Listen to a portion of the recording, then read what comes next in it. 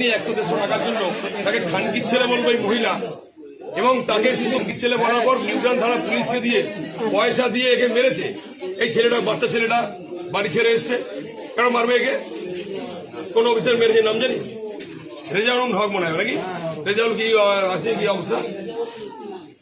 দিনের পর দিন এগুলো অত্যাচার হচ্ছে। আপনি ওনাকে বারণ করবেন, মালিককে বলবেন ঘরে তুলে তুলে দিন।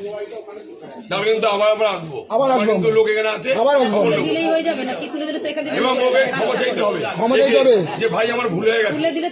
দশের সমক্ষে ক্ষমা চাইতে হবে, দশের সমক্ষে ক্ষমা চাইতে হবে।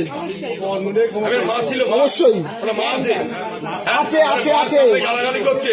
মার এখন গলা কোথায়? আরে খালি ক্ষমা চাইলে তো হবে না, থানায় যে কমপ্লেনটা করেছে কমপ্লেনটা তুলতে হবে। ঠিক, কমপ্লেন তুলতে হবে, থানা কমপ্লেনটা কমপ্লেন তুলতে হবে, আজকে করতে হবে, আজকে এখনই কথা বলতে হবে।